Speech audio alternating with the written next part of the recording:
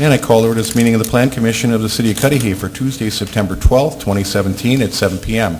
Prior to this meeting, notice is given to community, posting in appropriate places.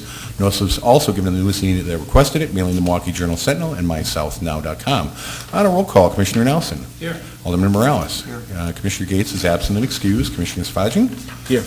Commissioner Zeeby. Here. And Alderwoman St. Marie Belko. Here. And Mayor Hohenfeld is here, and Brian Biernot, Director of Economic Development, Zoning, and Inspection, also here.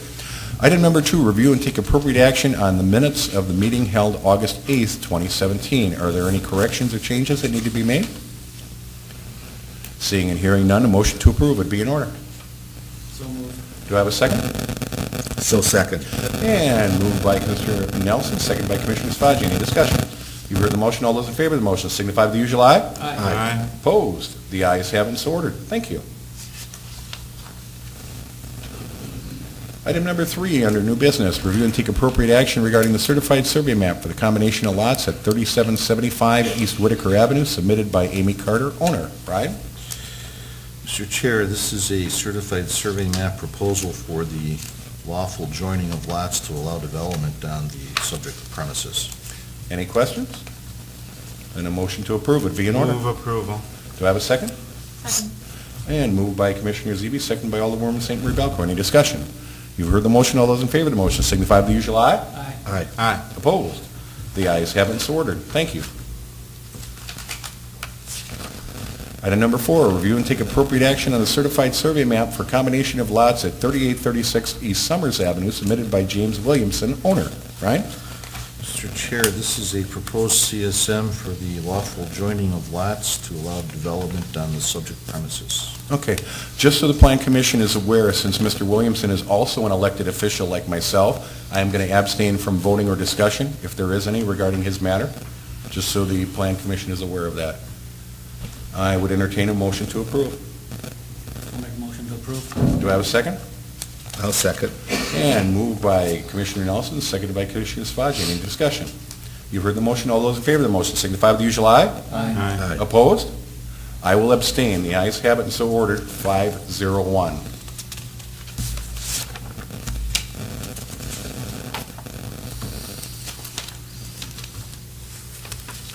Item number 5, review and take appropriate action on a certified survey map for the combination of lots at 3834 East Edgerton Avenue as submitted by Ignacio Salvador, owner. Brian? Mr. Chair, this is a proposed certified survey map for the lawful joining of lots to allow development on the subject premises. Any questions? Motion to approve would be in order. So moved. Do I have a second? So second. All right, moved by Alderwoman St. Marie Belko, seconded by Commissioner Svaji. Any discussion? You've heard the motion. All those in favor of the motion signify by the usual aye. Aye. Opposed? The ayes have it, and so ordered. Thank you. Item number 6, review and take appropriate action on the certified survey map for a combination of lots at 3740 East Carpenter Avenue as submitted by Carol Witzik, owner. Brian? Mr. Chair, this is a proposed CSM for the lawful joining of lots to allow development on the subject premises. You got that one down pretty good. A motion to approve would be in order. So moved. Do I have a second? Second. And moved by Commissioner Nelson, seconded by Commissioner Zeeby. Any discussion? You've heard the motion. All those in favor of the motion signify by the usual aye. Aye. Aye. Opposed? The ayes have it, and so ordered. Thank you. Item number 7, review and take an appropriate action regarding a recommendation to the Common Council to rezone the property at 5071 South Lake Drive from I-1 institutional to RM1 multifamily residential as submitted by Carl Reggiani, Genesis Life Systems Incorporated. Carl, good evening. And if you would like to come forward, bring your troops forward and give the Plan Commission a little presentation here, and if they have any questions, they'll be happy to ask them at that time. Thank you, Mayor. Thank you, Commissioners, for inviting us to make this presentation. I'd like to invite Mr. Steve Taylor, who is our consultant, to make a small presentation, and then we'll answer any questions that you have. Steve? Good evening, Good evening, Steve. Your Honor, Alderman, Alderwoman, Plan Commissioners, staff. This is how you run a Plan Commission. Holy cow, I don't think I've ever seen this like record fast. Take that back to Franklin, I will. sir. I mean, they last forever, so, you know. Well, we're not done yet. Please No, continue. yeah, exactly. Like Carl said, my name is Steve Taylor, and I'm the Director of Government Affairs for Carl Reggiani's various companies. I'm not here in my capacity as elected official. However, I've sat in your chairs for over 20 years, so I know the hard work that you guys do, and I have a lot of respect for that. Before I introduce the team, I just wanted to explain the process that we went through to get to this point. First and foremost, we want to be good neighbors and welcomed by your fine community. I can also tell you firsthand that in my experience in Franklin with Mr. Rajani and his organization, that he's a man of his word and they're wonderful to work with. That is why, going all the way back to March, we started meeting with city leaders to come up with a business plan that residents of Cudahy could be proud of. We had numerous meetings with the mayor, the chief of police, and your director of economic development. You met Carl, he's the president and owner of Genesis Life Services. You have with us today also Patty Fallhaber, executive director, or executive vice president and RN MSN. Antonio DeShazar, executive director. John Toporski, he's director of business operations. He's going to do the presentation actually. And then Jody Cornyn, our clinical director. So once John's done, if you have any questions, we can field those for you. All right, thank you, Steve. Good evening. Good evening, guys. All right, I'm going to give you an update back here. There's just two additional dimensions based on the plan, so we want to walk through that next. Sure. Thank you. Thank you. Nancy, what we're going to do is we're going to describe what the facilities actually have up there. So we're looking to do a 12-bed CBR facility. So each unit has its own private bathroom.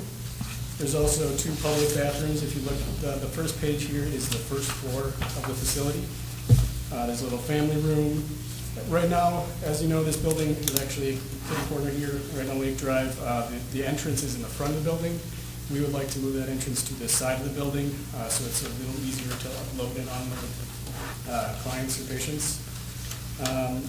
So again, 12 beds, individual bathrooms. On the first floor here, you can also see there's a med room, some other staff locations like the care center where there'd be a computer system, a reception area.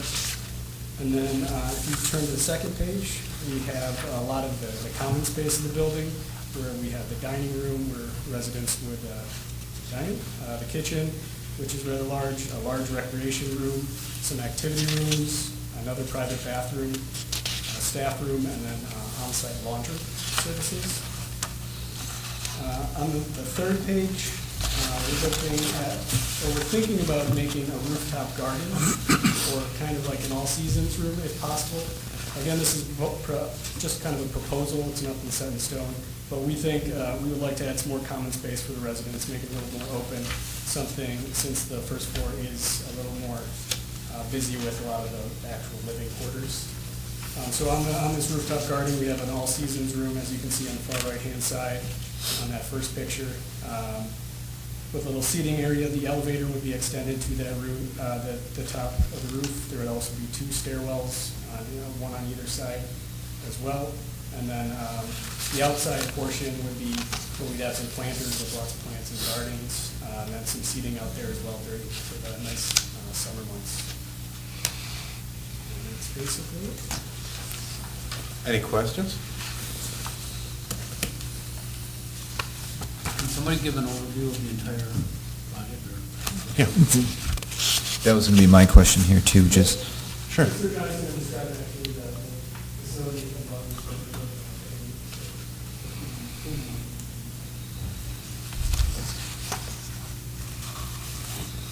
So Commissioners, essentially this project is an assisted living facility, and we've been in the assisted living business for many years. I've described in the business plan that we submitted that we own 11 of these facilities throughout southeastern Wisconsin. So we have a lot of experience in running assisted living and CBRFs. As a matter of fact, the very first assisted living facility in Wisconsin that was studio style is in Kenosha, Wisconsin, on Pleasant Prairie. I built that in the 1990s. So we try to be in the forefront of developments in healthcare, in providing services for the elderly, and the other demographics. And we try to meet those demands. And we see right now a very big demand, not only for services for the elderly, because as you know, the population across the nation is aging significantly. But we also see a demand for services with respect to the opioid epidemic, and we also see a demand for services with respect to housing for the developmentally disabled. So the three target populations that we have for this facility are, one, the elderly, and secondly, persons with the developmental disabilities, and thirdly, persons that may require services with respect to substance abuse. So those are the three demographics that we are targeting. Now, which demographic we end up with is going to depend upon the market conditions. We are going to try and reach out into the marketplace to see what we can attract here. We quite don't know exactly which of those demographics will fit, but that's kind of what we have in mind right now. In terms of the capital investment, we believe that the investment that we make will be about $750,000. I can tell you that based upon the extensive experience that we have in providing these services, the clientele are safe. We rarely have any problems with the clientele. They usually in need of acute services. Some of them are dual diagnosis, which would mean that they would be receiving not simply substance abuse services, but maybe also mental health services. I have members of my team here who are actually operators of our facilities, so we'd be happy to answer the questions that you have. Out of all the locations that you operate, how many of them are located within a block or so of a school? Of the school.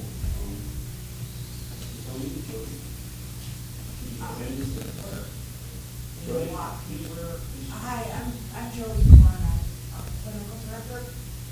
One of our facilities is actually connected to a school Okay. What school? in Milwaukee, a facility on 55th and Miller, and it's in a church, a non-active church at that site. Okay. So there's a school right connected. Is the school active? Yes, yes, The school is active. yes. K through 8, high school, what was the, They're probably elementary to 8th grade. In addition to those schools, Bath is also located right next to the school operations just within a block and a half. And there's another facility, Second Century, which is located right across the street from high school. The second century is in West Dallas, and Matt Talbot is in North Carolina.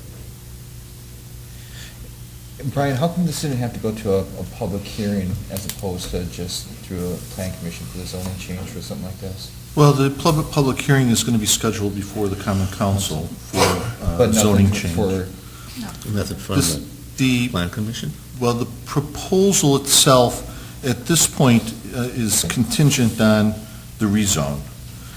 So the rezone would have to be approved by the council via ordinance. The change would have to take place via ordinance, and that is,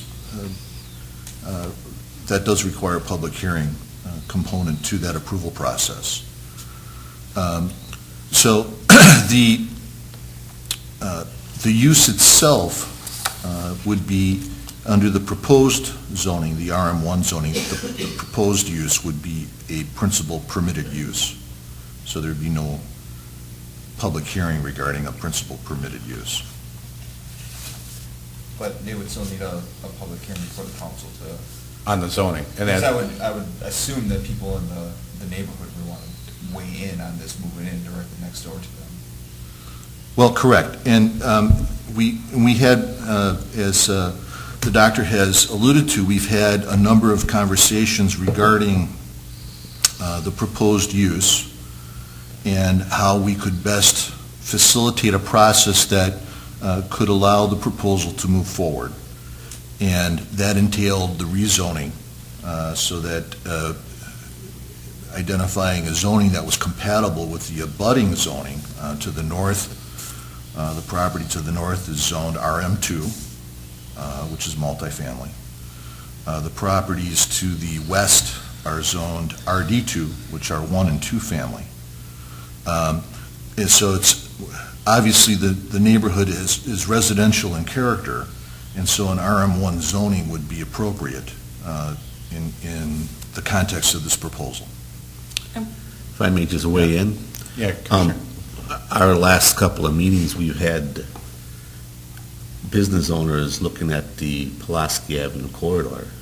We changed that zoning from, I think, B1 or B2 to residential use a couple years ago, if I'm correct.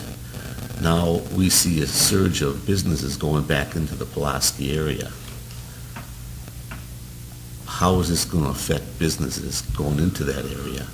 Well, I don't know. I mean, in that case, there was an overlay that was approved on that That's corridor correct. on East Pulaski. So that neighborhood is currently zoned, I believe that is RD2. But the traditional development, the historic development of that corridor was essentially a mix of a lot of mixed-use buildings that were essentially residential and commercial in character, a lot of storefronts. So I think it was the intent of the Plan Commission at that point to allow for highest and best use of those commercial spaces in those buildings, and that was what I think brought on the overlay for that corridor. And you're right, we have had a number of businesses come, ranging from catering businesses to other businesses that have come and looked at those commercial storefronts. In fact, the last one I think we looked at maybe a month or two ago was for a business office. Yes. So I don't see this having an impact on it. It's a couple blocks off that corridor. But like I say, in terms of the proposed zoning, this is a proposed residential use, community-based residential facility, and the zoning abutting this property is residential in character, including another multifamily district. I understand, but this is a different type of residential use. This is a business serving a very different clientele as opposed to the rest of the character of the neighborhood. I mean, it's dramatically different. And we spoke about that also in terms of the demographics, and the doctor has identified three tiers of demographics that they serve. The senior requiring assisted care, the developmentally disabled, and those that are struggling with substance abuse, and we ordered them in that order of preference. So, At the same time, though, that doesn't guarantee. I mean, we could have essentially a rehab center, a block away from the school, which I find to be awfully, concerning. so I think, let me make this fundamental point, which is that we want to be a good neighbor. And as a result, we want to come to an understanding with the community that's inviting us into your community to define a use that the neighbors will find acceptable. So we look forward to the Common Council meeting and the neighbors being there and addressing the neighbors in terms of their concerns. That's point number one. Have you looked at any other potential properties or anything else in the area other than in the heart of such a residential district? Okay, so, to be honest with you, I was driving by this building and we saw an opportunity to acquire a building that we thought would be a nice assisted living facility, because assisted living typically is in a residential area. So now what we did was we also looked at other potential uses for the building. And we spent a tremendous amount of time investigating different uses for the building. So let me tell you what uses we investigated. We looked at the possibility of doing a boutique hotel. And we have some experience in that area because I actually own the hotel downtown. I also own a hotel on Lake Manhattan, the airport here. So we have some experience in the hotel industry. And we found that would not be feasible. I can go into details, but a boutique hotel was not going to be feasible. The next thing that we looked at is our corporate office is in West Orange. And we thought about moving the corporate office here because it's a nice building for our properties, but it was not very accessible, and parking was a real problem. So that is not a use that, was feasible. So we thought about this, and we realized that really the highest and best use for this is some kind of an assisted living facility. And I can guarantee you, having been in business for many, many years, that you're going to have difficulty with this building if you don't allow some kind of assisted living, because I think other uses are not going to be feasible. Now, so then the question is, what is the demographic, right? When we talked about three demographics, and we talked about the elderly, the developmentally disabled, and what may be a concern to you, Alderman, and which I understand, really is that there might be concerns about people with substance abuse problems receiving services here. So let me make this point. I mean, if as a matter of fact, when we make the presentation before the Common Council and the public engages us, and if the public is not in favor of that, then we will withdraw the demographic. You can enter into an agreement with the city that you could specify as part of your resolution the demographic that we go into the building.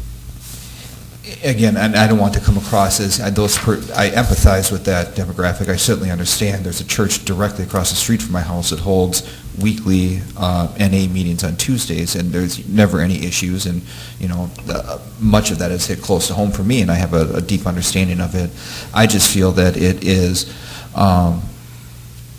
there's very limited amount of things that is possible on our whole entire Lake Drive process, and we're locking up this property with a particular business that isn't always popular within the community, and I find that to be a struggle to support. And so I'd venture to say, Alderman, that you might have difficulty if it were a substance abuse facility, but you may not have the difficulty if it's housing for the elderly or the development disabled. Am I right? Again, it's hard for me to say because there's no public hearing, it's no nothing. I'm just going off a whim. I totally understand that, but I mean, I'm sorry.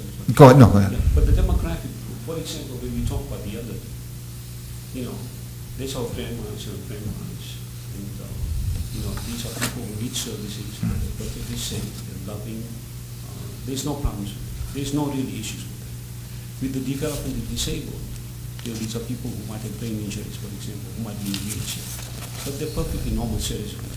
And so I don't mean to imply that people with substance abuse services are not normal, but I understand that with those, there's a concern. I myself would be concerned about that, quite frankly.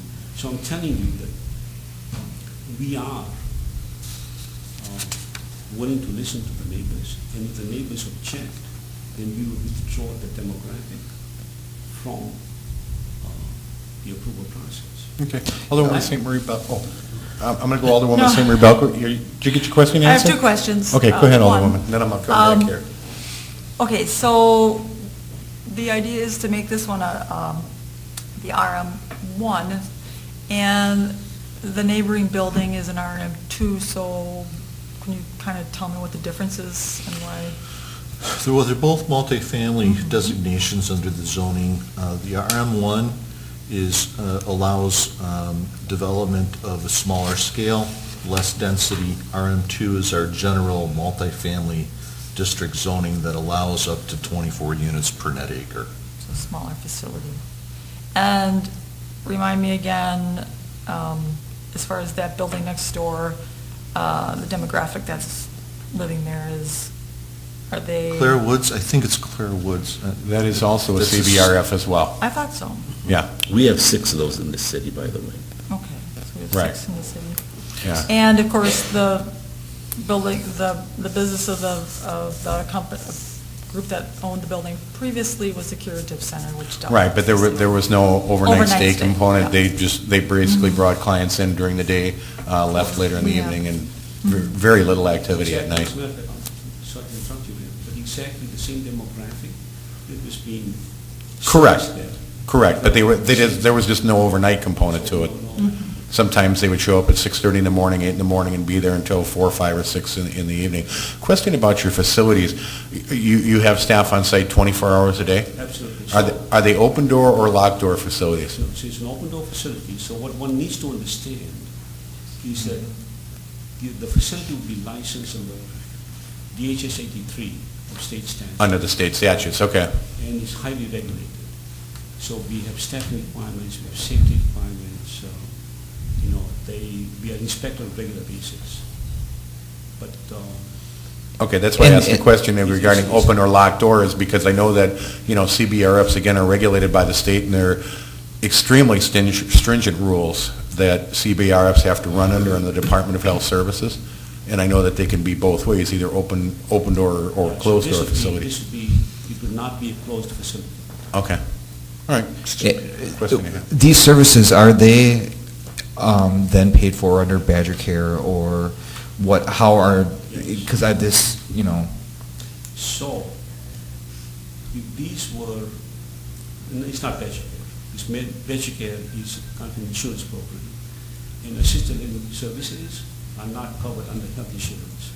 is it a Fed program then, or is it a federal program, or is it state covered? What, It's not covered by the state. okay. It's not covered by the federal government. So the counties provide funding for these, or it's private pay. So for example, if it is the elderly, then the reimbursement is private pay.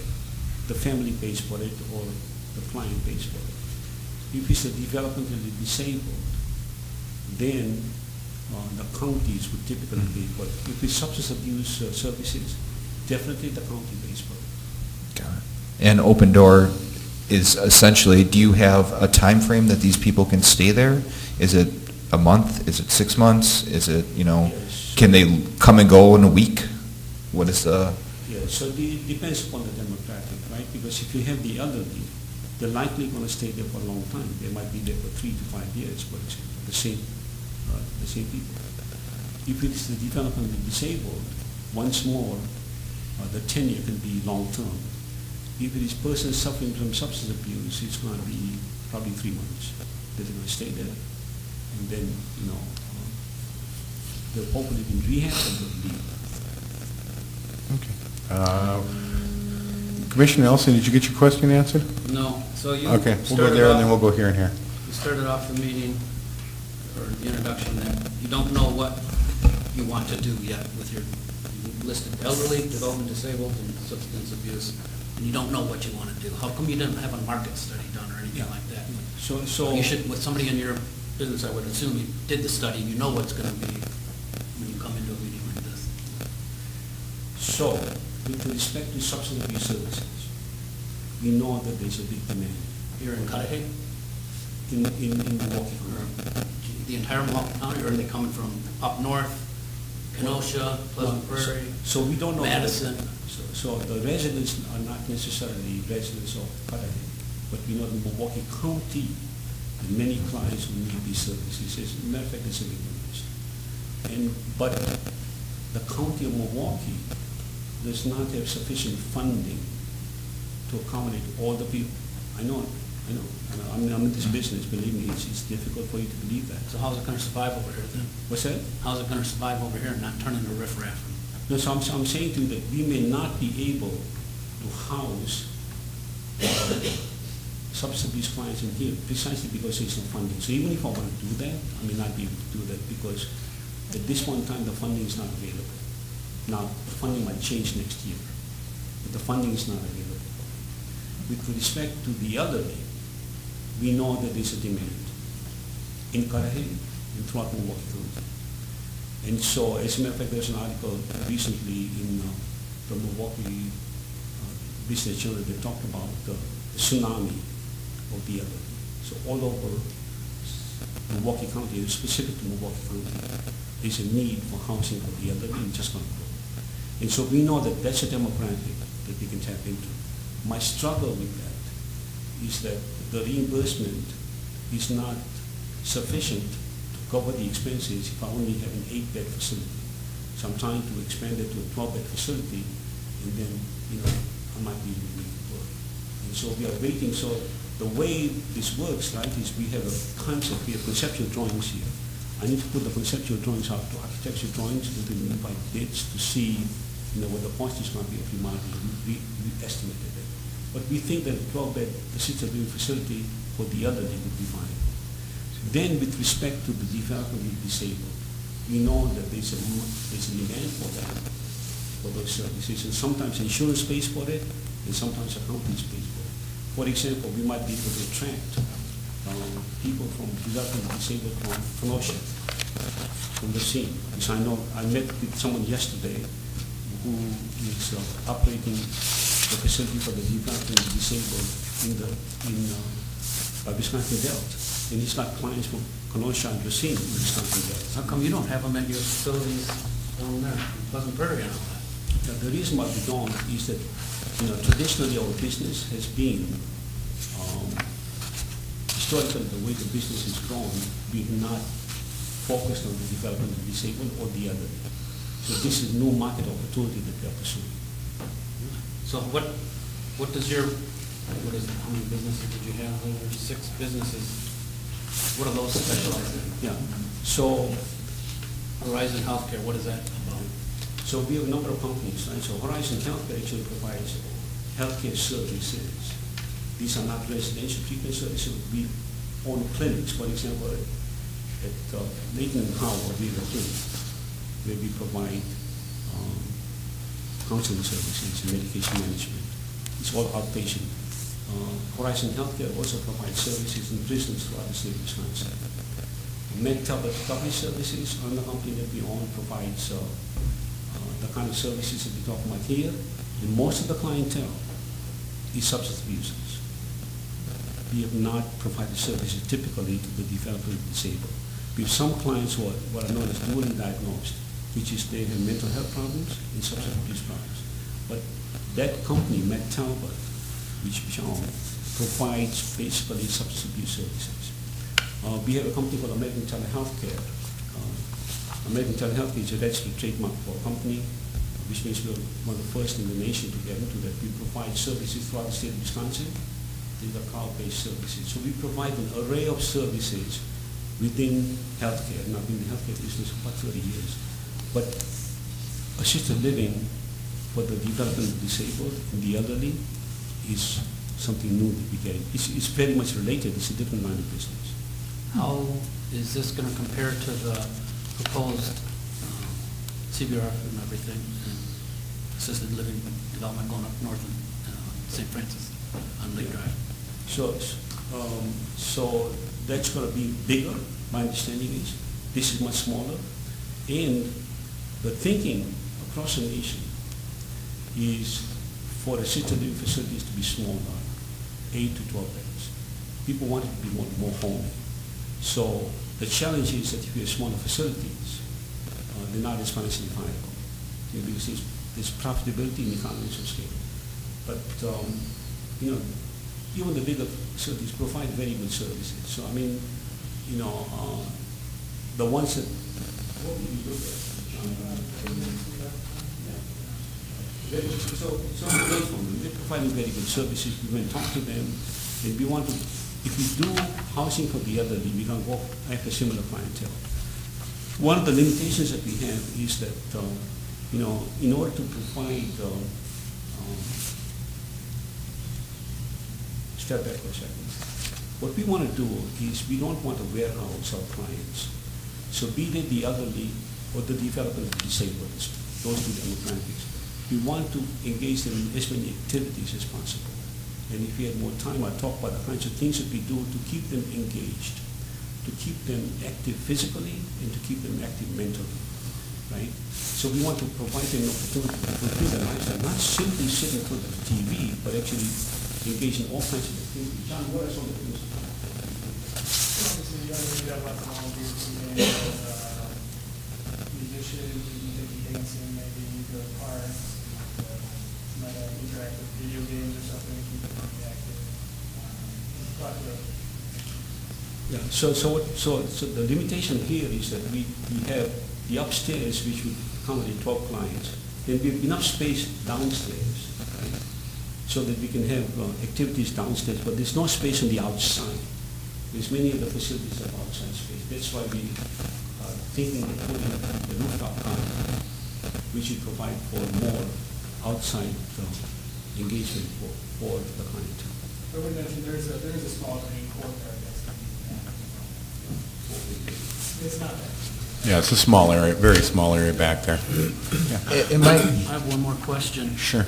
You said this is staffed, how many employees, staff are on hand, and where is their offices at? I don't see any offices in here, other than a staff room. Well, there's going to be, there's that care center around there, there's a reception area.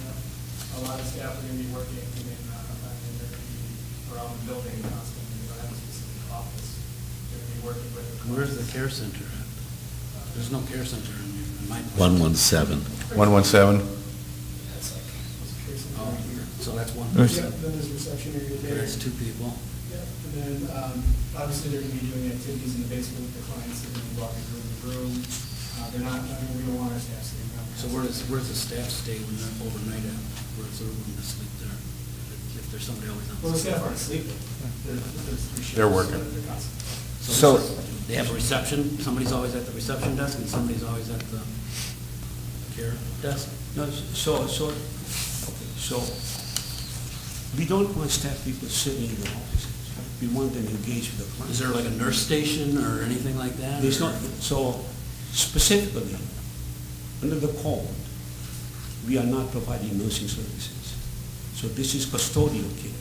So what we're doing is we're providing assistance with activities of daily living, bathing, toileting, feeding, taking medications, et cetera, et cetera. And, the staff people are going to be wandering throughout the facility, being with the clients. They're not sitting there. If they're sitting there, I'm not doing my job. So the meds and everything would be in everybody's rooms, because I move in there, I bring my own meds with me, because there's no place to store meds or anything. There is another room on there. it's in the bottom. 122. Yeah, under the state licensing requirements, and I learned a lot when the Haven and Sweet Apple moved into Cudahy, and, again, when they came in and the Department of Health Services that oversees CBRFs, they have very stringent requirements, and where the local health departments are not involved in the inspections, et cetera, if there's a minor violation, and I'm talking something this big, and I can see you shaking your head down there, but the local health departments are notified, even though they're not the governing jurisdiction, if you will, if there's a minor thing that's out there on any one of their inspections, or if a family member has registered a complaint through the Department of Health Services and that complaint is investigated, and even if the complaint is unfounded, the local health department is notified regarding that under the DHS rules. So the CBRFs live under very tight restrictions from the State Department of Health Services, probably, and I don't know if there's anybody in the medical business in this room, but probably more stringent than a hospital is run. Right? I mean, Well, in a lot of respects? so... In most respects, okay. So I was the president of St. Francis Hospital many, many years, Southern Hospitals. That's only one of them. Not as stringent, but we are regulated, but not to the extent that hospitals are. Okay, but again, you get my point that it's not just you put 12 people over in a building and it's all free for all and you take them out a couple places. Totally doesn't run that way under DHS state statutes. So what is the protocol then with an open door policy if someone were to leave in the middle of the night or have, cognitive disabilities? Do you go after him? Do you send staff to go, or do you just let him go in that process, or her in that, whatever case it may So be? under state law, if in fact we assess that a client is going to leave the facility, it's going to be a danger to themselves, we have the right to restrain the client. So we can do that, we restrain the client as gently as we can, and we call 911. That's what we do. Now typically, the clients that we have, upon admission, we are going to have an assessment of each of the clients. And we're going to have a plan of care for each of the clients. And we are going to know if there's any medical problems, any behavioral health problems, if there's dementia issues, for example. And if necessary, what we can do, depending on the client, for example, we can put sensors to the door of the room, so if they leave, you'll be notified. Or we can put sensors in the front entrance, depending on what the situation is. So there are safety mechanisms that we put into place to make sure that the clients don't abscond, if you will, even though they have the right to do that. Do you have security then, or is it, No, it's not, this is. It's not a secured facility, Alderman? well, that's what I It's mean, not- but, I mean, if you have to restrain somebody, do you have, I'm you saying know? typically that never happens. Okay. Typically it doesn't happen, but I'm saying if it were a situation where we had to restrain someone, and I can't remember the last time we've done that, but under state law, we're allowed to do that. But understand that this is someone's house. Mhm. It is a house. You know, so we don't have security there necessarily. Right. You know, it's, you go to assisted living facilities, what do you see? You see people living there. Okay. Commissioner Samaji, and then we're going to go Commissioner Zeebe. You keep stating it's an assisted living center. It's really not. It is. It's more of a health issue clinic where you're going to, if a person has like a what am I trying to say? Bipolar? Bipolar, thank you, situation, those people come in here. If they have a drug abuse problem, they come in here. So it depends on the demographic. Remember, More of assisted living is for elderly people that can handle themselves. Maybe they can't take their meds because the meds are controlled by the facility itself. Dementia, that's another type of facility, which could be incorporated into an assisted living center. But I don't look at it that way with this facility at all. And I don't look at it in any of the facilities that you own that are that way either. So let me clarify, Commissioner. Under state law, every assisted living facility is licensed as a CBRF. It's That's licensed- correct. It's absolutely correct. But So they're what is- allowed to leave your facility at any time they want. What's that? They're allowed to leave this facility at any stage of their process they want. You legally cannot hold them there. You can restrain them, you can tell them, talk to them until the cops come. But if they just want to open up that door, they are allowed to leave under state law. Right. Every facility is like that. All the facilities that you have are like that, I'm yes. saying every assisted living facility in Wisconsin is licensed under the CBRF code. I understand that. I got that loud and clear. But what you keep saying is assisted living center. And maybe it could be underneath that title, but that's not what this is. Your conceptualization is that in your concept, even though it might be licensed in the same code, you think that this is not an assisted living facility. If in fact I'm providing services to substance abuse clients, but would you say, Commissioner, that it's assisted living if in fact the demographic for the development of the disabled or the elderly? No, Why not? I don't think the assisted living is for the disabled.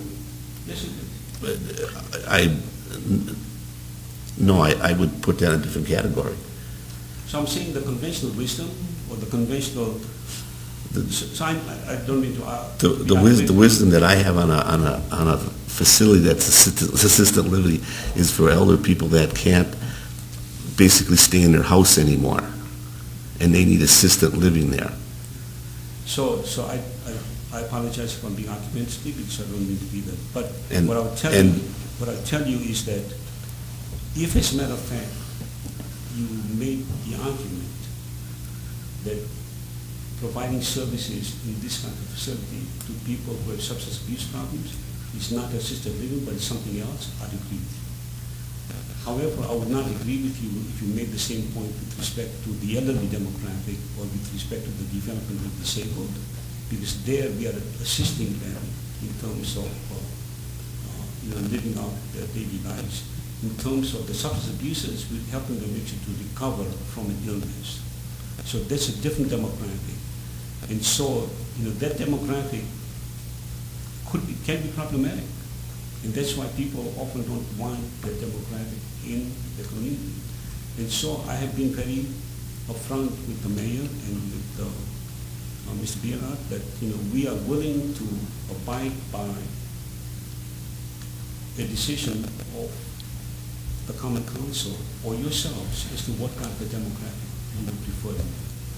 Isn't it fair? It would be a legally binding obligation. In other words, once we give us approval, the approval would have a provision that says, but you cannot have this kind of clientele or that kind of clientele. And I'm essentially engaging in a dialogue with you to see what you permit me to have. And isn't it fair that the Plan Commission has wider discretion than the Common Council in adding these provisions? Well, the purpose of the presentation and the reason why the code requires Plan Commission to review proposals to rezone is so that Plan Commission can make an informed decision regarding their recommendation to the council. And that recommendation can certainly come with certain caveats and conditions. Yeah, but with that though, wouldn't it be fair to have some sort of public, Not at this point, no. Right, but on this, that's- but if we're adding provisions, I mean, we could have everybody come here and say, yeah, that's fine, I don't mind if, people need help with substance abuse. Right, this is, Whereas we just- just limited. I think that would be the case when the recommendation arrives on the agenda at the Common Council.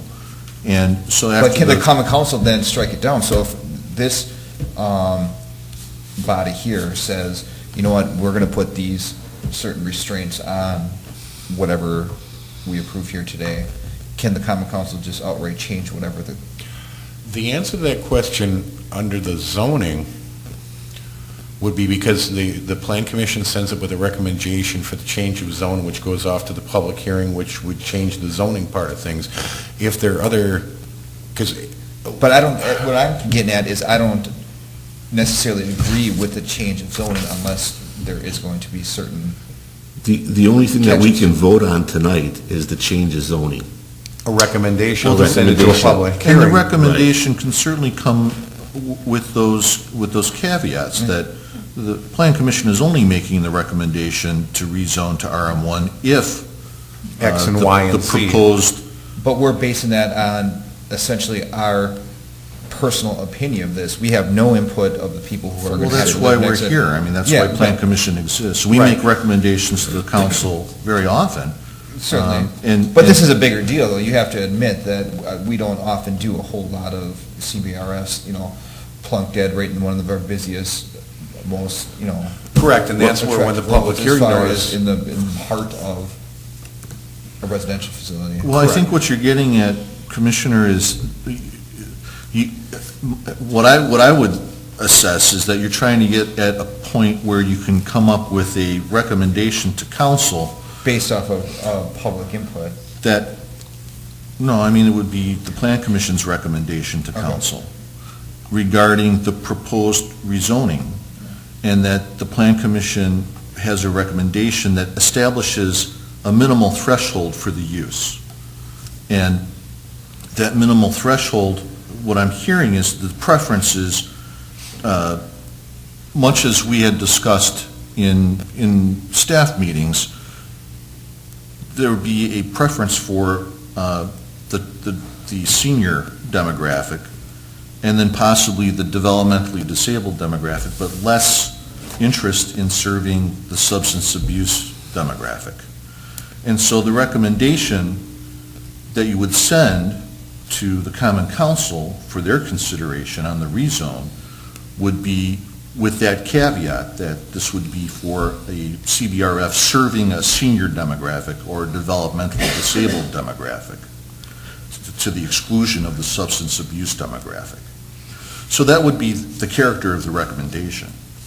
Right, and that would all be explained to not only the council as a whole, because we have 2 members here from the council and the other 3 will be joining us that night, but the public hearing before the Common Council, as you know, Alderman and Alderwoman, is that the presenter makes a presentation, staff makes a presentation, and then it's opened up for the public to provide their comment. That's their time when they get their right to say, I like this plan, I don't like this plan, or here's my question, and that's their right to speak. That's how the process works.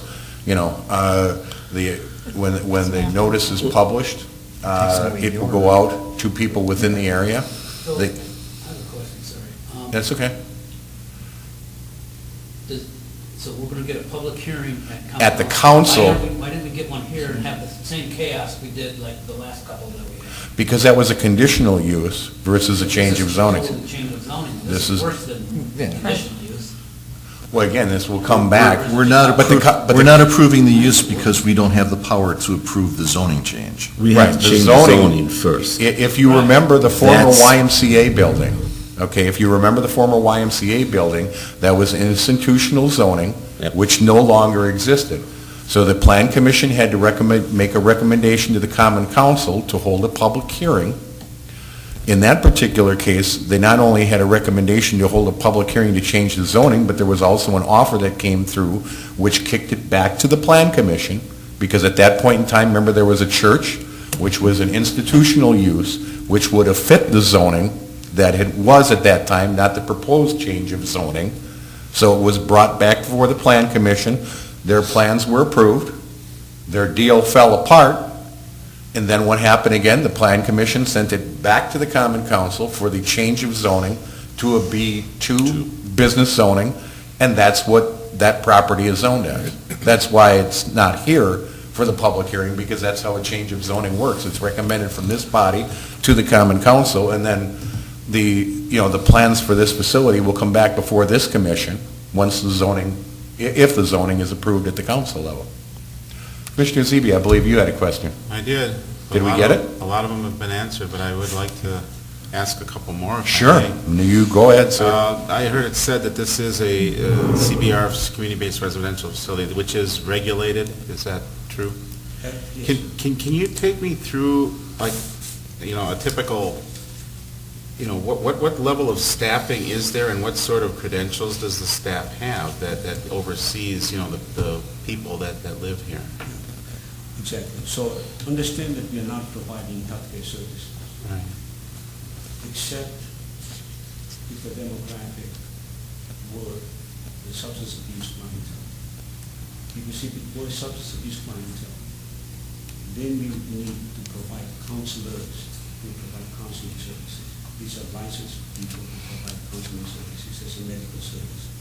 But with respect to the other two demographics, we are providing assistance with activities of daily living. So essentially what we have are certified nursing assistants and medical assistants who are, they have a certificate to provide the services, but that's about it. It's like, they send caregivers to take care of grandma at home. Yes. And the caregiver provides assistance to grandma to save that situation. And this location is adjacent to residential uses to the west, right? I mean, this is... Yeah, That's all residents there's to the west. two families and one family is literally right on the other side of the alley. Right. And the citizens that live here are citizens of the city of Cudahy, would they not be? They would reside- Possibly, they, No, once they're here, though, this is their home, right? I heard that said. yeah, This is correct. the board, they're renting out the room, right? Yeah. Yeah. They're So paying a this- fee. they become part of our community.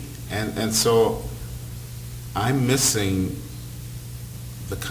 I hope that you guys, first of all, I hope this goes to a public hearing. And at that public hearing, I hope there's someone on your side that would advocate for the people that live in these things.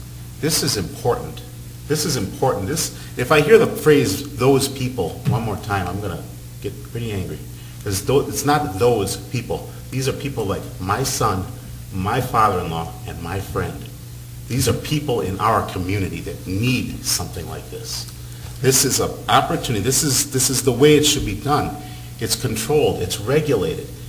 You could have Joe Blow landlord rent it out to somebody and not give a darn. Okay? This is the way. Nice catch. This is the way to integrate those people into our community. And so I sure hope this does go to a public hearing, and I sure hope that you guys bring your A game and advocate for this. So as a matter of fact, though, I would not typically personalize these situations, but my son, my stepson, is one of the clients who could possibly live there. He's developing disabled, he's perfectly safe, he's 45 years old. He could be, except for the fact that he lives with us. Is that the young gentleman that's waving in the back? Thank you. Thank you. Christopher, So, the other point here is one other use that we thought of for this building is an apartment building. If I did that, and if you give me approval for that, anyone could do that. But this is a highly regulated situation. Honestly, I'm not trying to sell anyone anything. I try to be intellectually honest with everyone. We never have any problems with any of our clients. So, for example, we've made an invitation to the commissioners to come and look at Chandra Robinson House, with judges coming to take a look at it. George Gordon, wants to George, any problems? No, our approach is we're treating human beings with conditions, there's an array of conditions. And our approach is that, each human being should have an opportunity to optimize their ability to function within the community. So we provide safe settings, safe care, and we teach skills to improve their ability to integrate in the community.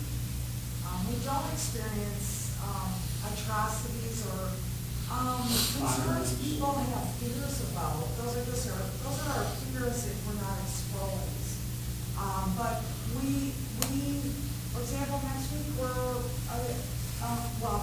we engage in many activities in the community, and it's been very fulfilling for these consumers to learn additional skills and be amongst their community members. The clients she's talking about, the demographics that she's talking about, are the substance abuse clients. And I'm telling you that we've never had any problems with those. But if you told me that you don't want substance abuse clients here, I am telling you that I don't want to do business in this community against the wishes of the community. So if you tell me that, then I'm willing to accept that. Are there any white males in the room between the ages of 25 and 44? Any white males between 25 and 44? Oh, can I raise my hand? You three gentlemen, four, right? Didn't you have your hand up over here in the brown? You four gentlemen are my worst fear. Do you know why? You are the most likely to die of a heroin overdose in Milwaukee County. I spent 3 hours today at the ICC meeting and listened to DA John Chisholm talk for about 45 minutes regarding the opioid epidemic in this county and the problems that the DA's office and the medical examiner are facing. It isn't the African American gentleman there. It isn't the young lady with the distinguished hair back there. It isn't the troublemaker next to her. It isn't Alderwoman St. Marie Balco. It's you four between the ages of 25 to 44, and you look like very nice gentlemen. But guess what? There's a damn good chance you're going to be the one that's going to die from a heroin overdose or a fentanyl overdose in Milwaukee County. I don't look like I have to be scared of any one of you four. But chances are you're the one who's going to end up in the morgue, aren't you? Because that's what we're seeing. So just like Commissioner Zeeby said about those people when he talked about people with disabilities, and I know why you have a soft spot in your heart for that, I say the same thing. Wait a minute, we got a drug problem? Damn right we do in this country. But do I have to, and I said this to President Johnson of Shorewood when we were discussing it today, I said, when you walk into that new pick and save up on Capitol Drive, just be careful of those white guys between 25 and 44. Look for somebody else, because guess what? Chances are you're going to see that person in a morgue, because they're the opioid person or the fentanyl person that most likely is going to die in Milwaukee County. And again, I'll reiterate, going back to my earlier claim, that I understand and I empathize with those who struggle with the addiction problems. I took in a roommate who was coming right out of rehab to live with me, despite the fact that it gave me some concerns, but I knew that he needed a place to stay and he needed someone with some responsibility that he could look up to. At the same time, I made that decision. I chose to allow him to do that. I feel inviting that into these other people's, next door to these other people, without them having an opportunity to say, hey, I worry about this situation on an open door policy, that it's very easy for them to relapse. It's very easy for them to have the issues. Throughout this process, I can't say that I have any problem with the elderly or the disability aspect of it, certainly that doesn't pose any issue to me, but it would be the substance abuse in the middle of the residential across from a school that I think would impact the lives of many people, housing values and everything else. So very quickly, because I know it's a point to make, but very quickly, understand that we are not talking about people who are schizophrenic. We're not talking about people who have homicidal tendencies. That's not what we're talking about. We're talking about substance abusers who are suffering from an illness. And by and large, these people are, unless they have a dual diagnosis, they're benign. They are essentially, if you came to one of our facilities, they're harmless people. They just are sick. True, but how do you treat them beyond just the normal counseling? Do you provide medication then to them? Do the Suboxone and all the other things that they require? Because again, if they're not getting all of that, it's very easy for them to relapse and go and bring it back into the neighborhood, bring it into the facility. I've witnessed that personally. My point is that one is concerned about the danger a resident might pose to the community. For example, with the high school, or for example, the neighbors next door, they might feel a danger. And I'm saying the danger comes from people who have acute psychiatric disorders, who may be homicidal, who may be schizophrenic. It doesn't come from people who are simply suffering from substance abuse. I disagree, because those are the people who steal from their own family, who are willing to, break into a neighbor's car, who go and are consumed by this, which is very troublesome, and you want them to get the help. But I think that inviting them into your neighborhood next door, it poses a great deal of concern for people that aren't here to voice their opinion today. I hear you. So. Okay, so I want, No problem. the question I just, talking about, okay, so assisted living, maybe someone, okay, so like different assisted living, you're not expecting these types of people that would be using this facility for assisted living to have a vehicle? No. Okay, so, because, there's really no place to park vehicles, very few. Yeah, that's why when Carl had mentioned during some of our discussions and we met, they actually talked about for their staff alone, because you're right, Alderwoman, there's only a couple spots Right. back there, is that allowing them to use some of our parking lot during the day when they have, more staff on, if you will, more people treating the facility. So And- where do their visitors, if there's someone, do these people get visitors where, we're talking about using our parking lot for people who come visit? No, they'd have to park on the side street because you can't park on Lake Drive. Yeah. We're also going to be expanding the parking that's there a little bit, what is it, one alley, there's going to be a courtyard. And so how much parking, I don't remember seeing that, how many, that Well, we're working with defined? the architect right now, to get that, to figure out the exact numbers. Probably 8 spots. There's also an alleyway there. Yeah, well, you can't park in the alley. No, I'm just thinking about it. On the side There of is. the building, the right-hand side of the building, there's a breeze field. Okay, It's actually for parking as well. okay. Yeah, there's about 3 or 4 spots you can get from the corner. And I agree with Alderman Morales in the sense of, this is a very difficult process. I understand we're supposed to just make a recommendation as a commission, but, it's very, this is in such a residential area. It's really hard to even make a recommendation with a caveat, because in turn, when you have that public hearing that's already perceived as we are bringing that forward, like, hey, this is the way it should be. No, that's why you have a public hearing. Well, that's right, but again, people's perception, I'm People not saying need to the be council, educated on what the on how the process is, but they would like to have their say on the front end, and they don't That's- feel it's being brought in on the front end if it's not being brought here. This was an open public meeting with a meeting notice that anybody could come and attend. And if I could just interject, the options that are available this evening to the Plan Commission would be to forward a recommendation not to rezone to the Common Council, to forward a recommendation to rezone, but to attach certain caveats that would circumscribe the clientele base, or to just make a flat-out recommendation to rezone.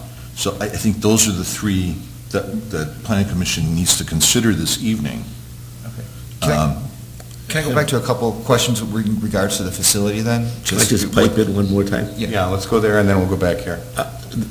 I don't have a problem with the facility. That's not my problem. My problem is with the zoning. If we change the zoning, or if we recommend the zoning to be changed to RM1, now we're stuck with a building that can only be used for multi-use families. Well, the But way if I you would leave it counter that, institution- Commissioner, is that it's been zoned I-1 institutional. We've kind of gone through a number of iterations with I-1 zoning in the city over the last several years. It's a problematic zoning definition.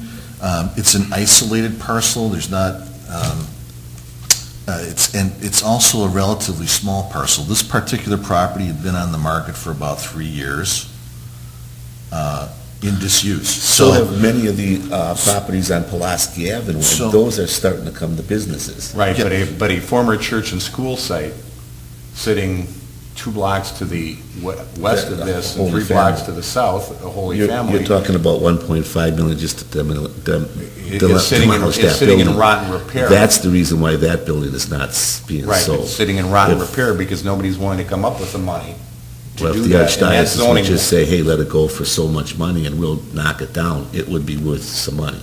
Right, but under an institutional zoning, as Brian's point is trying to make it, you could legally turn it into a compost pile Right. under the zoning. So some of the things that are problematic with the institutional zoning, we've met with this over the last several years, is there are certain conditional uses under the I-1 zoning that would be problematic, certain permitted uses under the I-1 zoning that would be problematic for this site because of its location, because of its limitations, because of parking, because of access.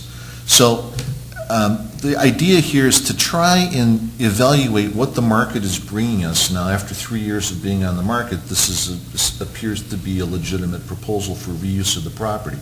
So the idea is to evaluate the proposal in the sense that this is the first time the market is bringing something to the Plan Commission to consider after 3 years, and and does it represent a higher and better use? But the state of the economy was horrible the last 3, 4, 5, 6 years, at least 7 years.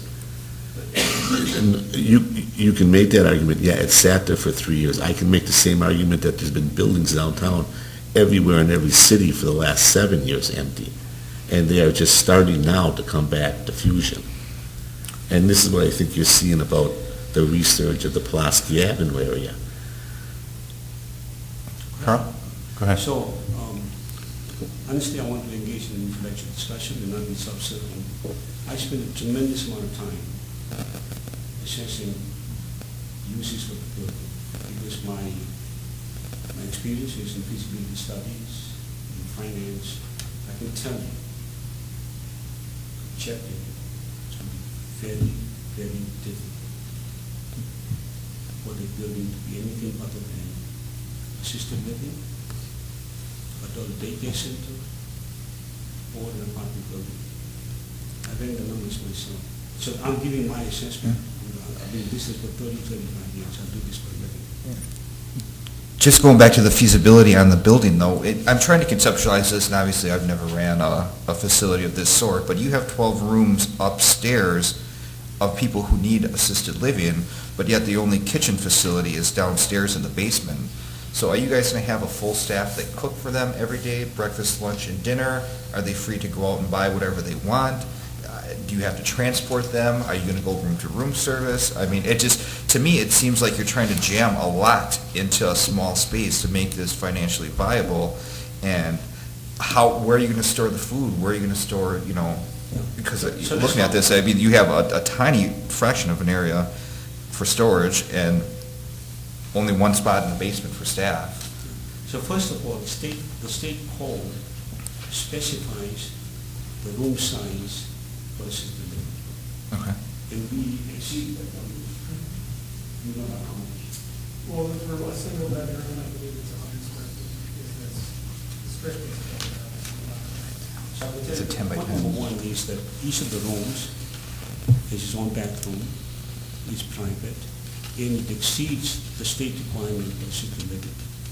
Point number two, the upstairs is designed for living quarters, and the downstairs is designed for activities.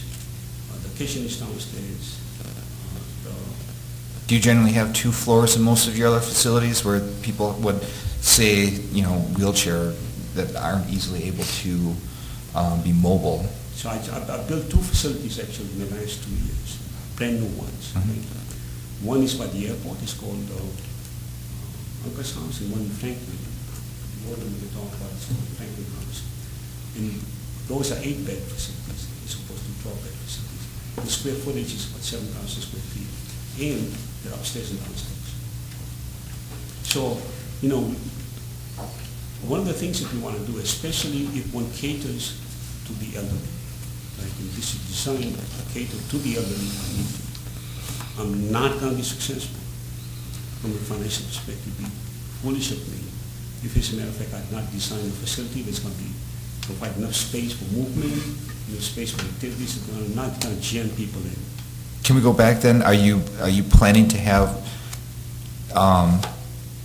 breakfast, lunch, and dinner served meals for each person each time, or are they responsible for that, or how does that? We provide, so there's a room rate, right? So for example, the typical rate for the client, let's talk about the other, it's about $3,500.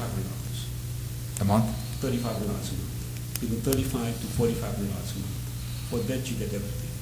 Not only do we provide you with assistance with activities of daily living, but all the food is provided to the extent that, you require medication, assistance with medication, we provide that to the extent that you need to go to the doctor with the van that's going to take you to the doctor. You are essentially, your care. Yeah, my grandmother was in something very specific to this, so I. To me, take care of grandma. I need to take care of grandma. Grandma is entrusted to me. And even if I don't emotionally feel that I'm going to take care of her, the state is going to say to me, you're going to take care of her, and these are the criteria that you're going to follow. They all have patient rights. There's all kinds of protections built in to make sure that we provide high-quality care. Above and beyond simply the custodial care that we provide, our philosophy as a company is to make sure that we are engaging the clients so they're not simply sitting in front of the TV. So we know that 11,000 square feet for 12 clients is sufficient, more than sufficient. Plus, we will build, hopefully, if I can pull it off financially, I'd like to build a rooftop garden. Why? It's more of an expense to me, right? And I know for a fact that if I don't build the garden, I can still get family care clients to pay $3,500 a month, and they'll be happy living there. But I want to maximize the opportunity for our residents to live out the last years of their life in dignity, actualizing the human potential. So we're not simply in this for making money. We're a business, but we try to be an ethical, responsible business. So I'm not comfortable cutting corners. We want to provide a beautiful facility. If you look at our facility, for example, I just built in Franklin, and also in the ornament we talked about by the airport. These are beautiful. It's like a 5-star hotel. You have 2 different options here, or 3 options, but if you take a look at, let's say the one in Franklin, the Seabear facility for developmentally disabled, it's a house in a residential subdivision. There's 8 people that can be taken care of. It's 2 levels. It's brand new. We've had it there for a couple of years, no issues. When you look at the Jenna Robinson house, I know we offered that to the commission to take a tour. I did that about a month and a half ago. These are drug abuse clients, and you would never know it. The way they operate, the rooms, look, each one, they didn't know I was coming. It wasn't like some judge's tour, which will happen, and they maybe want to clean up. No, I just kind of popped in there. I wanted to see exactly what it was. So you could do a surprise visit and take a look. In both cases, it's not something to be scared about. Now, that being said, I understand what you're talking about with the neighbors. That's kind of why I'm here. we can easily, I'll work with any of the aldermen, alderwomen, to meet with the neighbors prior and sit down and have these conversations prior to the public hearing. I'll work with you, whoever, just so they have understanding. I said at the very beginning, we want to be good neighbors. If Carl's saying, if you're telling us no on one of these three possibilities, it's not going to happen. You just have to tell us that. And so I understand the government process as you do. The mayor's laying out why this is here tonight, why we have to go to the council. Well, that's October 3rd. We have time. We could, get together real quick and put together a meeting the week before, and we can meet with any neighbors you choose, and we can have this conversation. I've learned that if you talk to people in advance, Certainly. that definitely helps, and that's what we want to do. But this is the process, and I'll work with you moving forward to make it happen, because any uncertainty gets people worked up. But if any of the residents want to take a tour of any of these facilities, just come with me. I'll show it to them. What? Have you done that prior to this meeting? Just, hey, you know what, I'm thinking about this, buying this building and that, want to introduce myself. This is what I'm looking to do. What do you think? Have you guys done that? We've met with them several No, times. These guys, if they've done it. No. If we've knocked on someone's door? Yeah. No. I don't, I'm just curious. No, I haven't done that. I got a question to ask you. When they built the one in Franklin, did you do that there first before you built it? No, see, the Franklin one was a... That was the only question I had. Okay. Thank you. Well, he doesn't want to answer, that's fine. but- I'll No, take you the answered answer, the Steve. question. Would you like to answer? the Sure, I'll question? take the answer. Sure, well, so that was the county Health and Human Services, and they have put that in that location, worked with Carl, and that went to the Plan Commission and everything, and we had numerous meetings with the residents, and now there is a, basically, what's it called, the committee? Yeah, Community Advisory Board, and there's 5 members, and they meet quarterly with Carl's organization, with the people that work there. They've all taken tours, so, we didn't have those types of issues. I don't see those types of issues here, but I definitely, we can reach out and meet with the neighbors. I mean, how many homes, whatever it is, you want us to do a mailing and schedule something, we'll work with you on that. I think it's certainly fair to maybe even get the school district involved and have a email sent to say, hey, we're planning across the street from your school. My other question is that if we put some caveats such as restricting drug counseling and things, what kind of recourse do we have to make sure that those guidelines are being followed? Not saying that, I'm sure you're an upstanding business person, but it wouldn't be the first time that someone's told me something and did something completely different.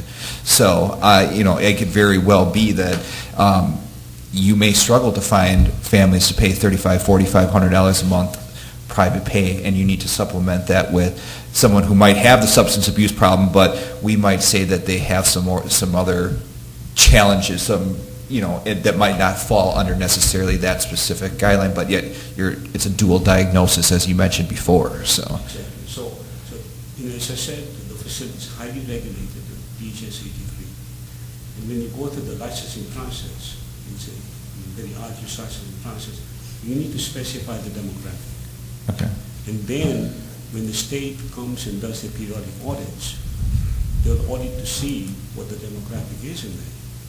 That's point number one. Point number two is, I'm willing to enter into a contractual agreement with the city of Cudahy that says the demographic shall be what you specify it to be, and then if I violate the agreement, there are penalties. In other words, it's a business arrangement I'm willing to enter into. So there are 2 safeguards. One is the license is going to be for a certain demographic. So when I file the license application, I'll give you the application to see it. It's a huge binder, but it specifies. So if it comes from the state, I'm sure it's, What's that? yeah. I mean, I'm sure if it's, comes from the state, it's going to be, filled with, more bureaucratic, Sometimes nightmares such as dealing with the state is enough to try and impress you. I mean, they are very, very particular about all the rules and regulations. So I cannot get away with anything, even if I want. I guess I'd like to hear more about the advisory board. They put together a group going back to the one in Franklin. I can address that. So state law requires Mhm. that as part of the license, you have to have an ongoing community advisory committee. It's made up of residents that specify the number. And the purpose of the committee is to engage with the facility and to provide input, to file complaints if there are any, to meet on a regular basis to exchange ideas. In both at Franklin House and Uncle's House, we do that. So this is a committee that's formed by the community, by the neighbors. And then we are essentially at the disposal to meet with them wherever they want. So the neighbors, with your assistance, formed it, or? No, That's not a state-run thing. No, it's not state law. No, I know. I mean, I'm just saying that you just offered it as something that they could do, and I mean, how would they know to do it, I guess? At a common council meeting, this was brought up. Okay. Because we have to. And what happened was, some of the people in attendance said we want to be a part of it. And so the size or the amount of times they meet, it's really all up to this organization. They chose to do quarterly. There's 5 members. I've popped in on a couple of the meetings. I'm not a member. I represent that area in the county board, not as an alderman. I represent a different part of the city in Franklin. Around the county, that's my area. So I knew all these people. They were the ones that were involved. They were showing up to the meetings. They had questions, no different than some you're going to have showing up here on October 3rd. And some of those members joined to be educated, to be informed. They've taken the tours. They know how to get a hold of me, that anybody that works there. They don't have those types of issues. You know, I think education is always the biggest part. You know, the fear, as you know, you've been doing this, I'm not sure how many years you guys have been doing this, but you know that fear is what usually causes most of the problem. If people have the facts, you know, it's usually not a problem. You missed all the fun a couple weeks ago when, you missed all the fun a couple weeks ago when the same issue came Yeah. up, so. And so, I mean, all 3 of these demographics, they all need our services. Certainly. They all have their own, you know, own needs.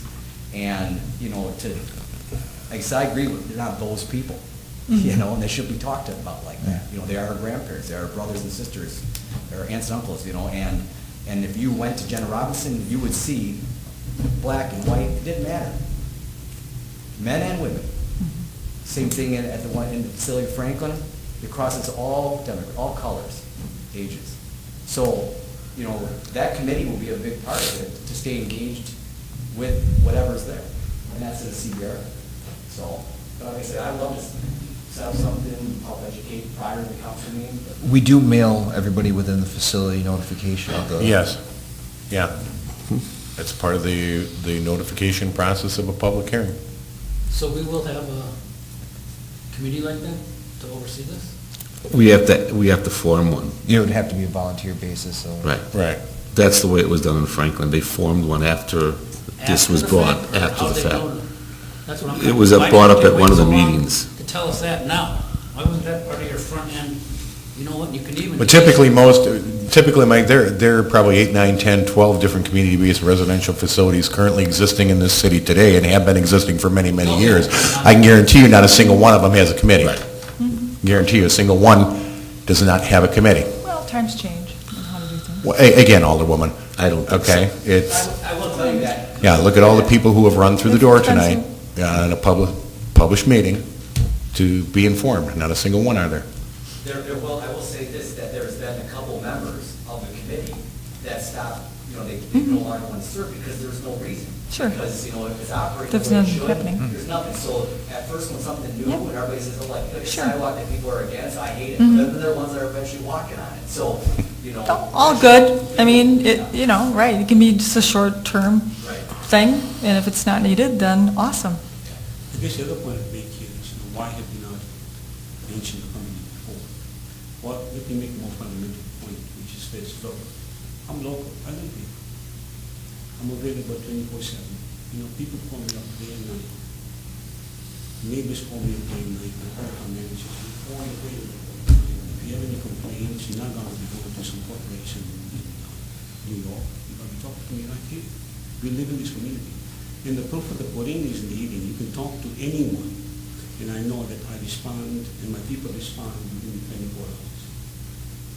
But literally, we work in 24/7, 365, because we're taking care of people. This is human services business, you know, public business. And we take, you know, this is what we do for a living. This is who we are.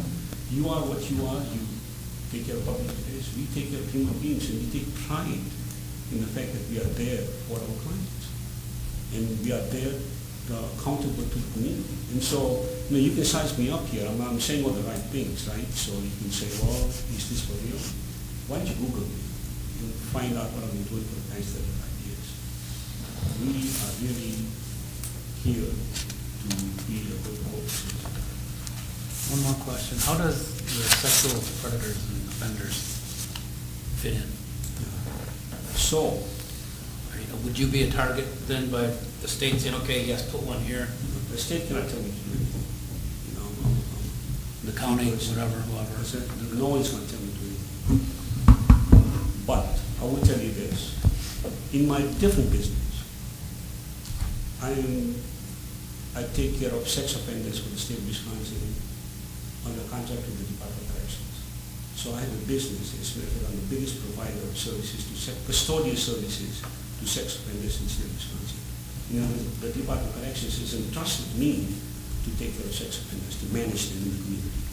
So they're under house arrest, they go someplace, I have to transport them. So I know a lot about sex offenders. We are not putting any sex offenders here. That's not what this is all about. And so that's what coming to a community, asking you to please let us into your community so that we can be good neighbors. And then my word and my presentation here should not be enough. I may drop that tomorrow. I'm willing to enter into an agreement between our corporate entity and the city of Cudahy that says, here are the conditions under which you do business in this community. Do you find that acceptable? And then it's enforceable. And so not only is it enforceable through the licensing process, but it's enforceable via a contract between us and the city. And that's perfectly normal. There are planned unit developments that take place all the time. And planned unit developments are essentially an agreement between the developer. Is that something that the city attorney can turn around before our potential public hearing? I would need to explore that dimension of the Depending on whatever potential, kind of- potential future agreement. One of the things that I would be concerned about, and I would want to suss out with Paul, would be avoiding any appearance of contract zoning. Because that becomes a different issue. Back to your point, Commissioner Nelson, on sex offender ordinances. Currently, under our municipal code, our sex offender ordinance stands. If you've been following the city of Milwaukee and the lawsuits that they've been involved in the actions by the Milwaukee Common Council in the last 48 hours, they unrolled several portions of their sex offender ordinance due to pending litigations that are tied up in a court. Does that mean tomorrow that the city of Cudahy may not be sued under a violation of a sex offender ordinance? Don't know. I know that the Milwaukee City Attorney, the Mayor of Milwaukee, as well as the 19 village presidents and mayors of Milwaukee County are looking to create one sex offender ordinance that will stand the test of time, that if we're all going to go down in flames, we're all going to go down in flames, because the current Milwaukee sex offender ordinance was based on the Franklin ordinance with the Billy Louis Morford case going back years ago. And Supervisor and Alderman Taylor, you know exactly what I'm talking about. And that's what brought these sex offender ordinances to the city of Milwaukee and the other municipalities that have them. One by one by one by one, they're getting struck down, or portions of them are getting struck down in court. So to answer the question, can sex offenders go to that facility right now under our municipal ordinance and our code? No, they can't. To say that can't change tomorrow because of somebody's lawsuit, I'd be sitting up here lying to you if I said there would never be a sex offender going in that facility, because there could be a lawsuit coming tonight that could change the whole game and say, the heck with your 1,500 feet or your 500 feet or your 1,000 feet based away from a school. Unlawful, unconstitutional, undue processable. Your municipal ordinance doesn't stand. Because as in Cudahy's case and in the city of Milwaukee's case, and if you think about it, I don't know the exact numbers, but they said they could live in what, 46 different households in the entire city of Milwaukee? Well, you don't think somebody's going to win that one in court? When you say with the number of households in Milwaukee, and we got 6,510 and our sexual predator ordinance or our sex offender ordinance has got a very tight box on it, what do you think our chances are of winning in court? Not very well. But that's the litigation that's outside of, what you're talking about here tonight. Could it happen tomorrow? Yeah. And the courts could tell us that, and there's nothing we could do to change it. I would I was just going to add, Your Honor, that Franklin was the first back in 2005. We had established the first ordinance. We were sued, we won in court, and every community around us basically copied ours, maybe changed a little thing. I'm not sure Right. how many feet yours is right now. Milwaukee changed it 500, but. I thought we were 1,000, wasn't it? So We're at 1,000. now, with that location, because of the school, would that probably prohibit sex? I would assume so. I mean, That that's would- within the, So I think based on the current ordinances, that would be disallowed. Correct. Now, Franklin's getting sued right now. Correct. And because there is a law firm out of Chicago that is picking off one by one because of certain judges.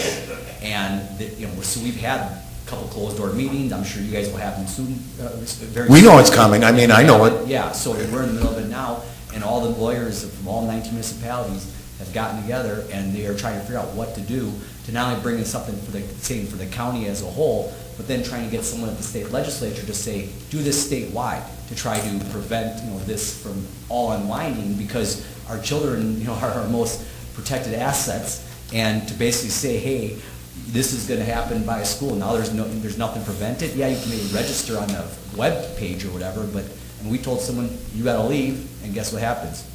That all of a sudden the same law firm comes out of Chicago like this. I mean, it was almost like a setup. They almost like moved into Franklin to sue because lawyers will get all their damages paid for, all their legal fees, and make hundreds of thousands of dollars. So he's saying there's not going to be anyone there. You can trust him on that. We have those same questions in Franklin, and he said it's not going to happen. So that's a great question, but yeah. Yeah. President Reagan said, trust but verify. Right. So, but here's my point, right? From a business perspective, I'm a businessman. It doesn't make any sense for me to put sex offenders there. Because if I put sex offenders there, I'm not going to be able to have other people come there. So the demographics that we're talking about just don't include sex offenders. Any additional questions?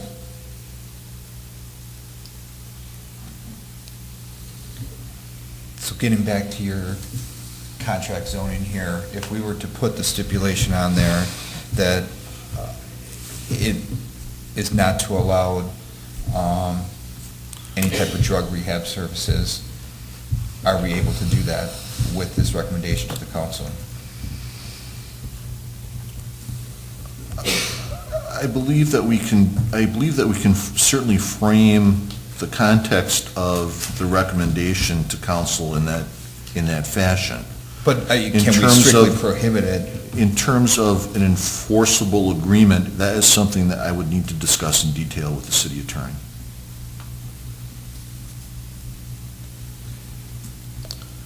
Like I said, as I said, clearly I think those services are critically important to families all across not only the county, but the state and the country. I just don't see that fitting the zoning for this specific property. So I think that is essential with any motion that I would entertain going further. Yeah, Commissioner Kiswaji. Can we insist on this board holding its own public hearing to find out what we could do with the input of this building through the public?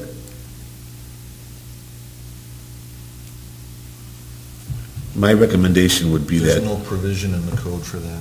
No. Because it's a rezoning, which the recommendations come out of the Plan Commission and then go forward to the Common Council, who's the ultimate governing body when it comes to the zoning of the city. so it blocks the board out doing this way. So there's That's what it three does. Under state options. law, yeah. I think there's three options that Plan Commission can act on tonight in terms of a recommendation on the request to rezone. One is to recommend denial, recommend rezone with the uses circumscribed, or to just make a flat-out recommendation to rezone. Mr. Chairman, Yes, sir. I'd like to make a motion. I'd like to make a recommendation that we recommend to the Common Council a rezoning from institutional to RM1. And no restrictions? No. Is there a second to that motion? Is there a second to that motion? Is there a second to that motion? Third call. I will second that motion. Any discussion? You've heard the motion. All those in favor of the motion signify by I'd the like to usual make a aye. motion then. Pardon? I'd like to make a motion. You're going to make an amendment to the motion? Yeah. We've got one on the floor. I would like to make another motion. You have to make an amendment. You'd have to make an amendment. I'll make an amendment to the motion. Okay. I'll make amendment that we deny, changing from institutional to RM1.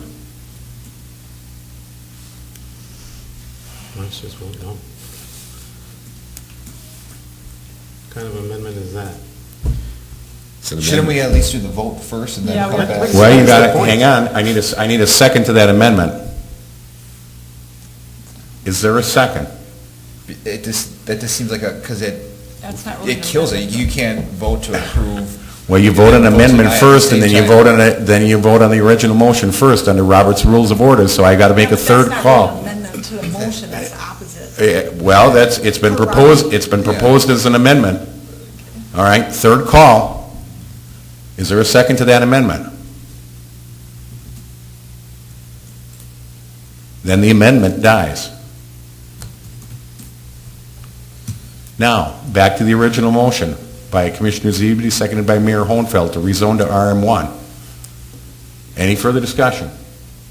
You've heard the motion. All those in favor of the motion signify by the usual aye. Aye? Opposed?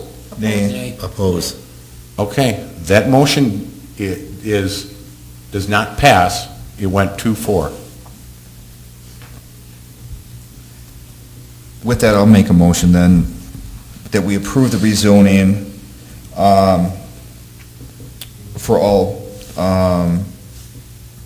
intents and purposes, but restrict the substance abuse treatment services at this particular location.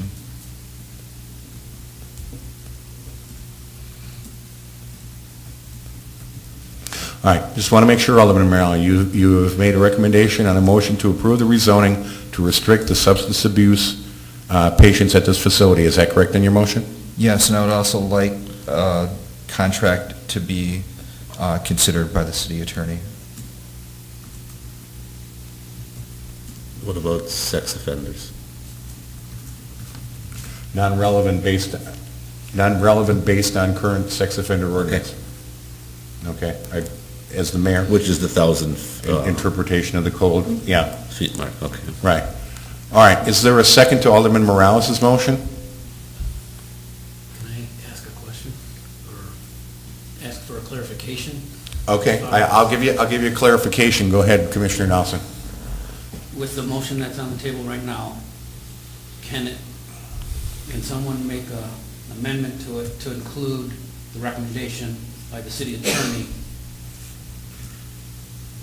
for something that hasn't happened yet, that will happen during, we'll probably have an answer by common council?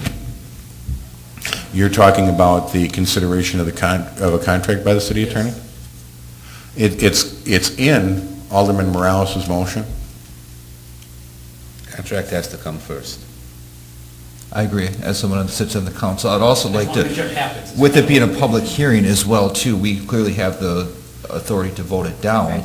But Correct, can we, because the way can the we public amend it at the hearing to say the Yeah. public says, we want Yeah. to make, ensure that drug treatment Correct. is allowed here? Then you can. Correct, the way Just a that, new motion. right, because the way that the public hearing would be set up is that there would be a public hearing set up before the council with no action, just open presentations and open public comment.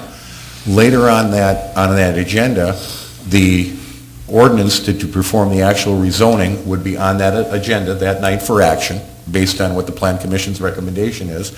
If the city attorney can put a contract together between now and that period, that contract would also be on that same agenda.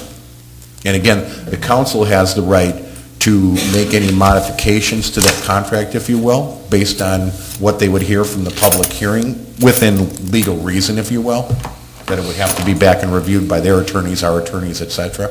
So that could be done, if it's something minor, it could be worked out between the attorneys and they all shake their heads and agree and they go back and, go do it. If it's something major, they wouldn't approve it that night, and that would be brought back to a future common council meeting as early as 2 weeks, as long as a month, depending upon what the two parties could negotiate out. Does that answer your question? That's my question. Okay. With that, I will make a second the motion on the table. Okay.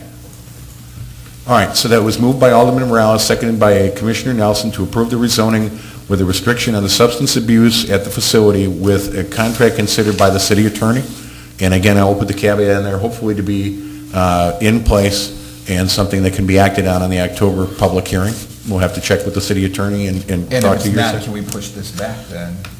We would push it back to the 17th of October. Exactly. We'd have to make that decision, we'd have to make that, on the discussion, we'd have to make that decision by Thursday because of the legal posting requirements for the public hearing and the way the Now newspapers has changed their publication dates.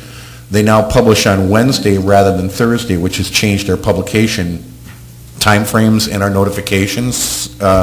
Steve? Well, I would just say, is it possible that we just go to the 17th just to give us more time with the city attorney? Number two, more time to Educate schedule people? a neighborhood meeting of something, working with. I think it's fair, and I would strongly encourage you guys as well, too, being that you're the newbies on the block, to reach out and make yourself accessible as possible.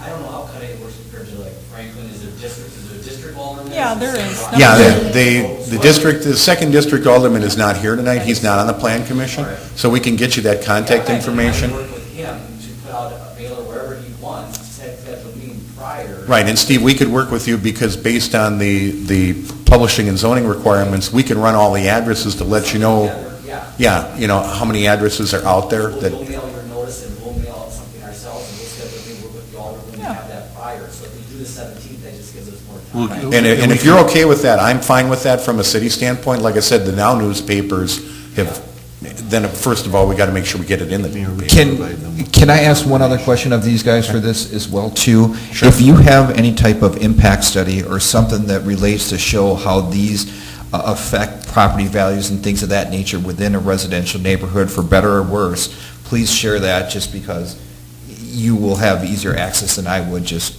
Googling away trying to find what has been done on these facilities in the past and how they do impact neighborhoods, And I think, Alderman, on the discussion, I also think a lot of people don't understand what a community-based residential facility is. If you walk out on these streets out here and you ask 10 residents what a CBRF is, I think you're going to get 8 different definitions, to be all honest with you. We could meet with the neighbors, and I think even for the presentation at the public hearing council meeting, we could have photos of the Franklin house and the one in Milwaukee to see. I mean, you would drive by, you would never know that it is what it is. It looks like it's a regular home. most of the time that's the And that's case. what you want to blend in. That's so- good. We have a boutique hotel that you developed some stuff with, right down the street. Right. So I don't want to scare those kind of people away. I'm sorry, sir? We have a boutique hotel right down the street, but I don't want to scare away Wow. potential visitors who are staying in those Yeah. hotels. Yeah. No, you would never necessarily look like the building out me right now, that's what it looks like, but I'm saying, you look at what they are typically. Most people wouldn't know that Claire House across the street is a CBRF. Right. No. Most people that drive past it day in and day out. The property values in Franklin, we just did an assessment, and that we didn't have anybody go down, I can tell you that much, so, I mean, I don't know. And I wouldn't expect it to for most residential care. I'm more concerned just knowing the feedback we traditionally get as far as the substance. And I don't want to, I'm putting in my motion today to exclude that. There's another kick at the can, so to speak. So if you can show, that there isn't necessarily an impact and something that you could provide to us that we're able to share and essentially sell your product to the community on, I think it would be helpful for any Sorry, changes to the motion. Can I address that? Say that again? Can I address that question? Yeah, go ahead, Carl. Discussion. I've actually looked for studies that assess the impact of the CBRF of the system living in the community. Mhm. And they're so widely dispersed. For example, there are 223 facilities, assisted living facilities in Milwaukee County. I'm not aware of any studies that say, whether the impact is positive or negative. However, I am aware of perceptions that if, as a matter of fact, a facility is for substance abusers, the property values will be negatively impacted. And I need to be honest with you and tell you that there is a perception there. Certainly, and that's why it's in my motion today, because I think it's fair that we give the, And so, like, for example, in the bigger communities such as Milwaukee, where there are diverse neighborhoods and stuff, that the impact of a substance abuse facility will not be as great as it might be here. I understand that, and that's why I volunteered that, we want to work cooperatively with the community, and if, as a matter of fact, you restrict substance abusers from living there, we will abide by that. I'm comfortable with that. Okay. Any further discussion on the motion? Does everybody understand the motion? No, what's this contract? Can someone please explain this to me, this I agreement? guess what he was saying is that he is clearly regulated through state audit to list his demographics, but he wants to enter into the city that should he not, say one day he just decides to move in all potential substance abusers, the city has some sort of recourse to, So it's an enforcement tool on We would the... probably, the approach that I would initially discuss with Paul would be to see what we could do to create an agreement that would tie the circumscribed uses to the occupancy permit. Which is all we can legally do. What they're allowed to have in that Yeah, building. yeah, I know. But you can't do an agreement that conditions the zoning change to Correct. something. Correct, that's why that's why we're saying that it has to be a separate agreement Yeah. outside of the zoning, Correct. because as Brian's point, you get back into contractual zoning, which is illegal. Right. As a matter of fact, the acquisition of this property was delayed by 2 months for one simple reason. There was a deed restriction that prevented the facility from actually being used as assisted living. And the deed restriction was between Curative that owned the building and the Catholic Church next door. So it was an agreement between them. The city was not even involved in this. So now, the Catholic order agreed to release us from that restriction because it went back to 1979. Because they actually wanted assisted living there. But you know what? They are getting money from HUD. So we actually had to go to HUD to get HUD to release that restriction. What is my point? My point is that being a developer, I know that these agreements are part of developments all the time. I'm doing a hotel development in Madison, for example. I'm entering into certain agreements with the city of Madison.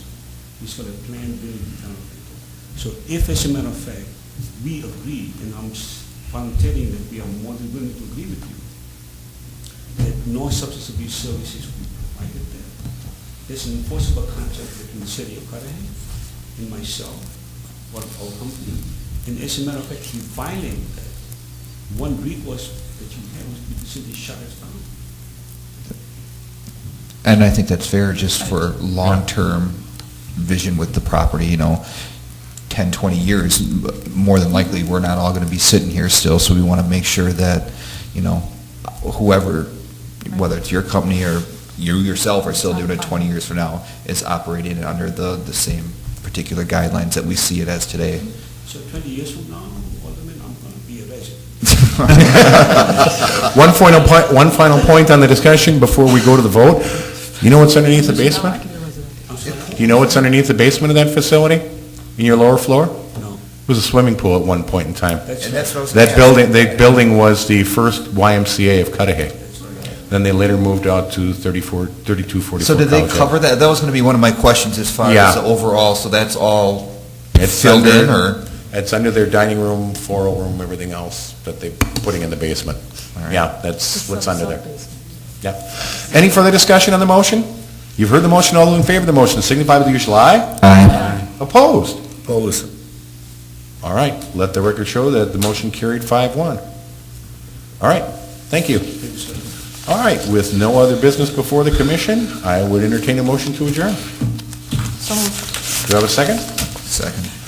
Moved by Alderwoman St. Marie Belka, second by Alderman Morales. Any discussion? You've heard the motion. All those in favor of the motion signify by the usual aye. Opposed? The ayes have it and so ordered. We are adjourned. Thank you. Thank you, everybody.